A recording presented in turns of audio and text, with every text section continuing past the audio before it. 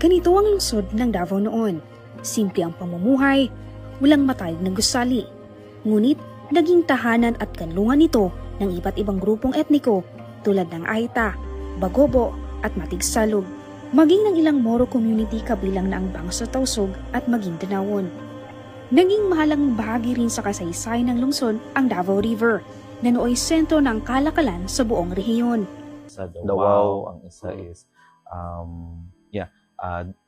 Daba. So muna sa tree niya. Katapos kaning tulo murag sa kadugayan, it evolves into our phonetic blending. So ni blend up to nabuo ang term nga Davao.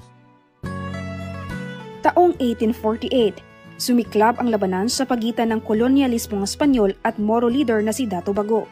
Ayon sa kasaysayan, ipinako ng gobyerno ng Espanya kay Don Jose Oyanguren ang isang eksklusibong monopolyo sa kalakalan sa palibot ng Davao Gulf sa loob ng 6 na taon, kung sakaling masakop nito ang Davao. At nagwagi si Oyanguren at natalo nito si Dato Bago. Nasakop man ng dayuhan, hindi naging madali ang pamamahala ng mga Espanyol sa Davao dahil sa paglaban ng Moro at Indigenous People Community. Matapos ang mahigit 40 taon, inabandona ng mga Espanyol ang nooy di pa nahahati na Davao. Pumasok ang mga Amerikano. Agad nilang nakita ang potensyal ng Davao kung kaya't inilunsad at pinalakas nilang produksyon ng niyog at abaka. Nagtayo rin sila ng gusali at mga paaralan. Ngunit noong taong 1930s, mas lumaki ang presensya ng mga Hapon sa Davao at napasakamay ng mga ito ang kontrol sa takbo ng ekonomiya at politika sa lugar na ikinababahala ng pamahalaan. Kaya sa bisa ng pinirmahang Commonwealth Act No. 51 ni dating Pangulong Manuel Quezon, idiniklara ang Davao City noong Marso 1, taong 1937 bilang chartered o independent city na pinamumunuan ng mga itinalagang lider imbis na ang mga nahalal na mga opisyal. Mula taong 1937 hanggang 1941, pinamumunuan ang Davao ni Agustin Alvarez, Santiago Arsiaga, Pantaleon Pelayo Sr., Leon Garcia Sr. at Rodolfo Sarenas. Ngunit taong 1941, sumiklab ang pangalawang digmaang pandaigdig at sinakop ng mga Hapon ang lugar hanggang 1945.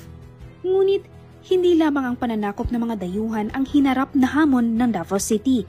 Sinubok din ng terorismo ang tibay ng mga Davaoenyo. Noong Abril 19, taong 1981, isang bomba ang sumabog sa San Pedro Cathedral habang nagmimisa. Lumipas ang 12 taon. Muling pinasabog ang simbahan noong taong 1973, 7 inosenteng buhay ang nalagas at marami pang mga sugatan.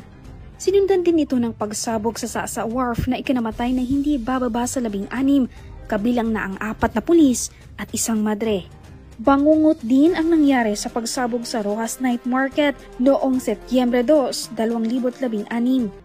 Malakas din ang impluwensya ng terorisang komunistang grupo ng New People's Army sa Davao City noon.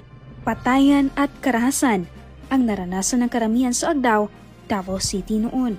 Dahil rito, tinawag ng marami ang lugar bilang Nicaragdao. Dahil sa naranasang karahasan, nabuo ang grupong Alsamasa noong taong 1984. Pinamunuan nito ni Wilfredo Aquino o mas kilala bilang Baby na siyang punong barangay sa lugar. Paglaban sa militanteng grupo na NPA ang pangunahing layunin nila. Dahil minsan ang naging biktima ng karahasan, mas minaigting ng lungsod ang seguridad sa bawat lugar na sakop nito.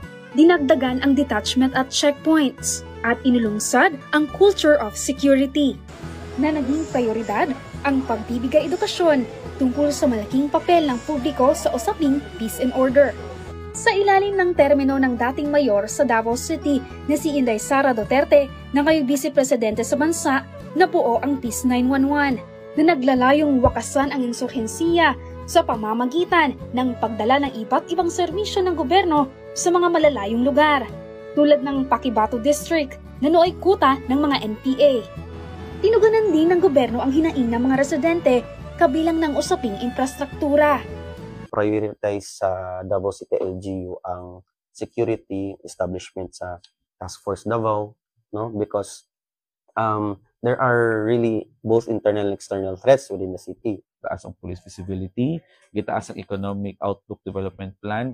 Sa ngayon, isa ng Davao City sa pinakamayamang syudad sa buong bansa at kabilang na sa pinakaligtas na syudad sa buong mundo.